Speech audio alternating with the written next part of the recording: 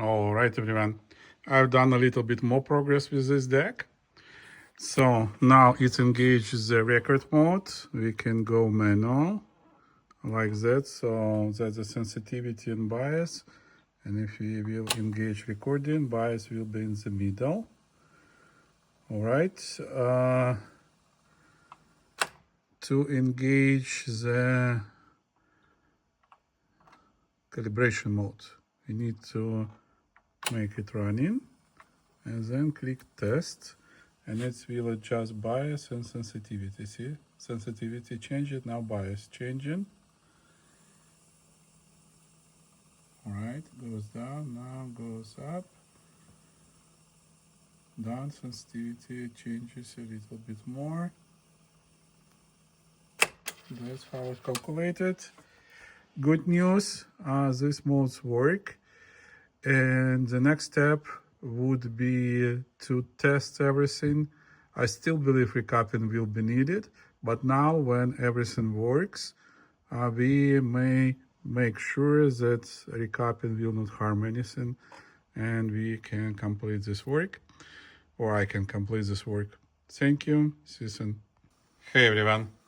I tuned it. I was able to run source. It didn't work initially. The problem was with this switch, variable fixed input and outputs. Now I'm recording on type 1 tape. It calibrated. I didn't tune anything yet. I just wanted to check how it records. And it's records from 30 Hz to 20 kilohertz on type 1. So see, it's 400. 1, 2, 3, 4, 5, 6, 7, 8, 9, 10,400, 11, 12, 13, 14, 15, 16, 17, 18, 19, 20, 21, it drops. All right, up to 20 kilohertz or minus 20 dB level. Really good results for the deck, which from, I believe, 1978, 1979. And with original capacitors. Wow. All right. Moving on. Let's rewind a little bit. And that was we recorded. Let's rewind a little bit more. I still have to put on counter belt. I forget to do it. So that's a playback.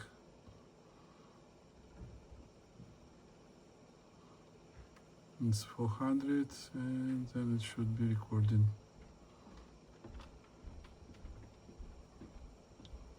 Come on. Did it rotate too much?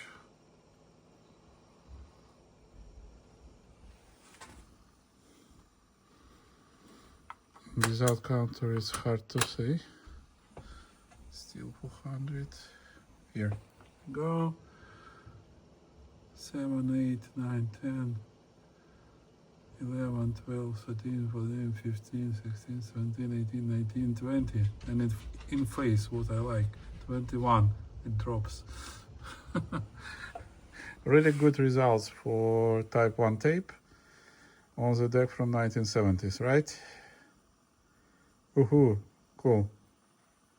See you soon. Okay, and now I'm installing type 2 tape. And it's automatically switched to UDEX Chroma 2 mode, and it was before on normal.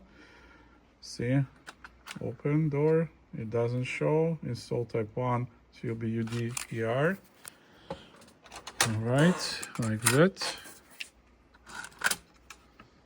Shows UDER. And this type 2 shows UDEX. Boom. Done.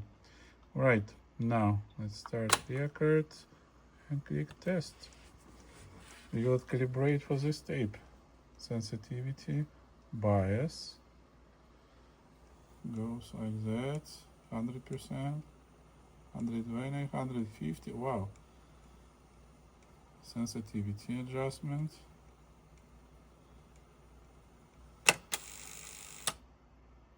Done. And now indicator leads on Chrome and before it was lit on normal. I don't have ferrochrome tapes, unfortunately, but let's see how it will record. So it's 400 Hz. 1, 2, 3, 4, 5, 6, 7, 8, 9, 10, 1400, 11, 12, 13, 14, 15, 16, 17, 18, 19, 20.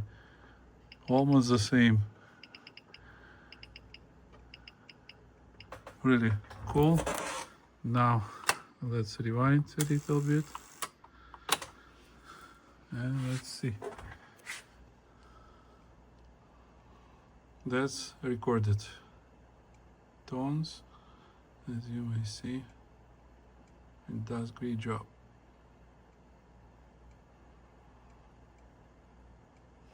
Technically like in Kamichi. Woohoo.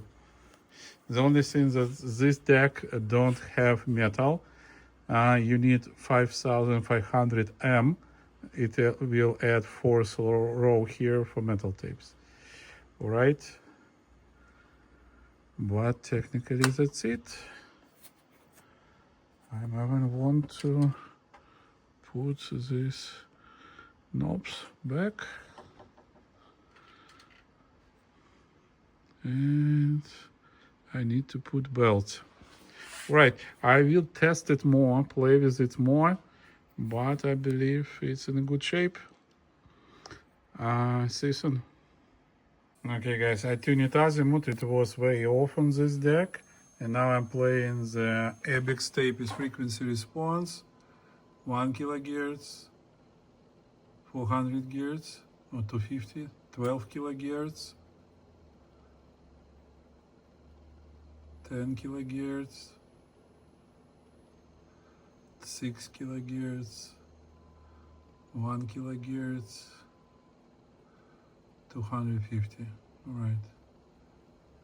You see, comparing to the standard from 1981, I believe 12, 10, and 6 kHz are a little bit lower. See, 6 lower. Only 1000 gets okay, and 250 a little bit more, but not too much.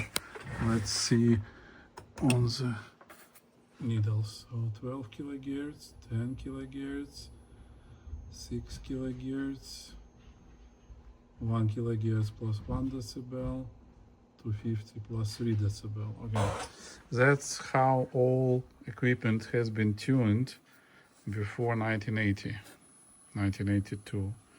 Like all the decks and like most of the equipment has been put in way more bass, linearly, like below 1 kHz. So that's what I did with my new amplifier, which has built-in equalizer. So below 1 kHz, like 400 Hz, 200, 150, and 20, you can make it linear race, and the sound will be more live, more pleasant to listen. That's what I tested, and that's all the decks, like 680, 1000 XL, like 480, like all these older decks from Nakamichi, older decks from Sony, and other brands, as you may see, had a rise below 1 kHz to make music pleasant. All right, so azimuth was super off. Like I've seen the head was like a little bit, and tried like now it plays music pretty well. What I mentioned it with Dolby left channel for some reason, because high frequency is way too much, so I would need to check levels and tune it up anyway. So when I turn on Dolby, right channel is fine, left channel, even if levels good, it don't place enough high frequencies. I need to check and see what's the root cause. Maybe just levels tuned improperly, maybe some capacitors aged. All right, moving on. And here guys, I decided to replace audio capacitors in this deck that I opened in the bottom piece, and now I will be removing the cover, which works like a shield right there on the playback amplifier to get to the capacitors. So I will remove it, then replace audio pass capacitors, and then we will listen again if it will start work better now. All right, see you soon. Okay, I removed the cover, but technically you may not solder, just like pull it out. It's held by 3 pins. I didn't see it. I was thinking it's a monolith because I have seen it in many other decks before. So now we'll solder these pins back, and let's start with capacitors. All right, everyone. I replaced all capacitors in the playback pass. That was not many. But this removed this, like on the left channel it was crackling a little bit. Now like even with the large signals, like it plays pretty well. Also I removed glue from the old components on the bottom of the board. Like lower board has like a couple components which have been glued, and as you remember from our exercise with other Kai decks, those glue is conductive after all those years. So I removed the glue. Now like there is no crackles, everything is fine. I still had to tune up the Dolby, and I tested on the factory tape. Now when I use Dolby, it plays really well without any issues. All right.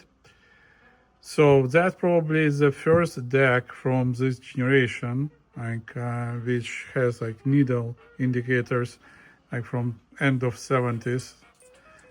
Which I really like the sound because it fully corresponds modern standards with like a little bit raising in the bass area, like, but it makes it more live and more interesting to listen.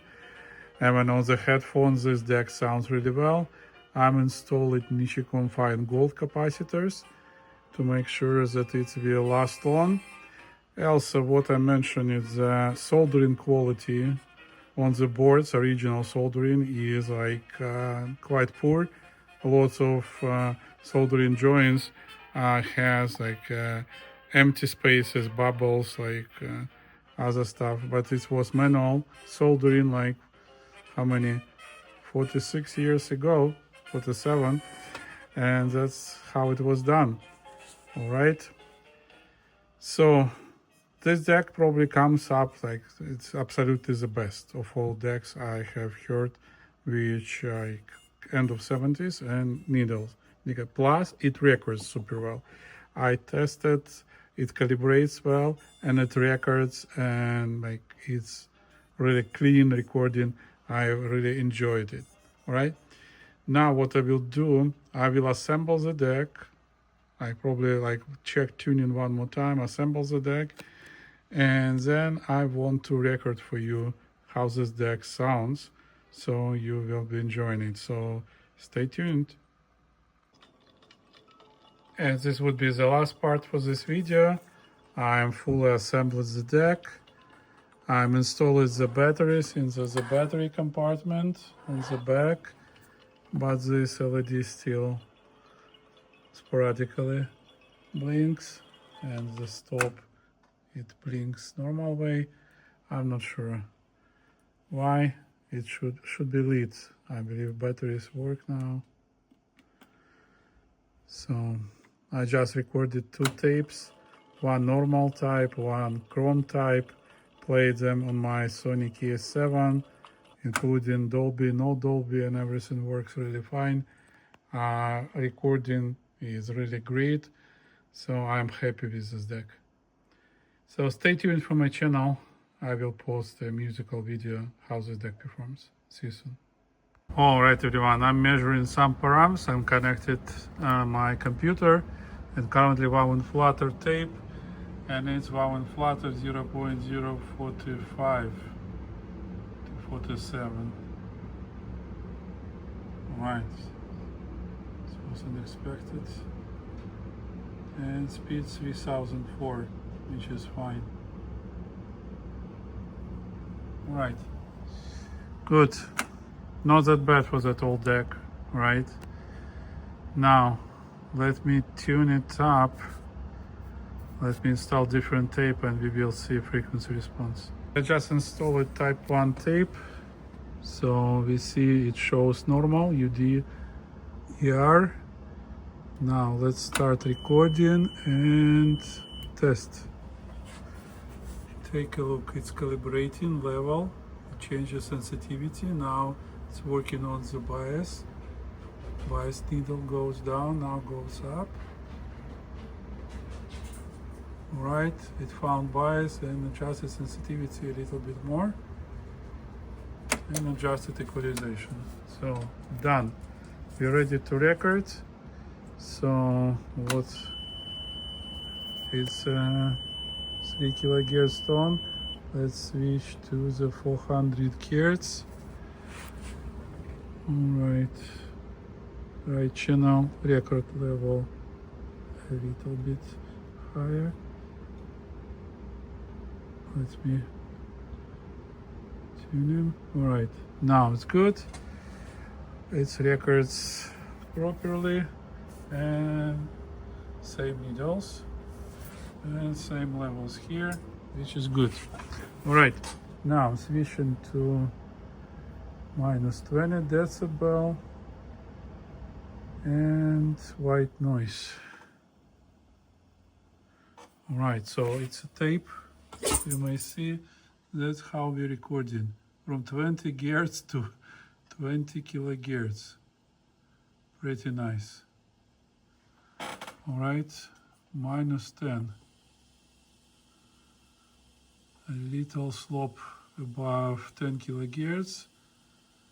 And at zero level, we have a bigger slope, but it's type 1 tape. Let me see Dolby. Dolby don't breaks anything. Works well. Alright. Good. For type 1 we have good response. Now let me set type 2.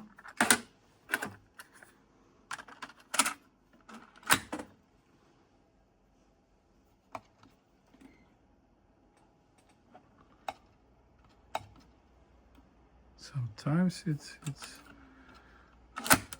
don't display properly.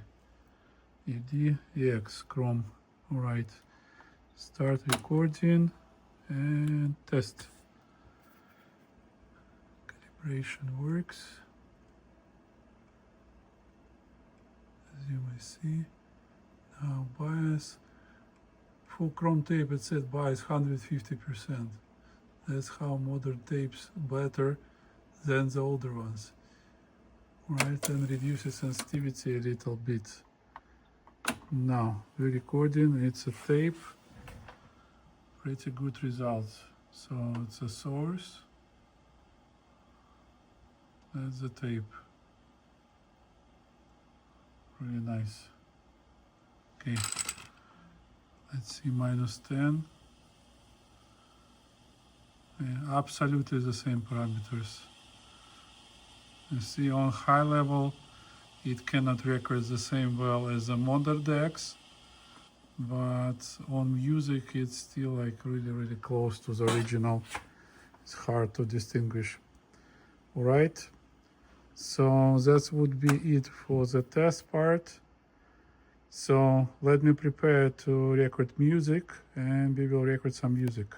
That would be a next video.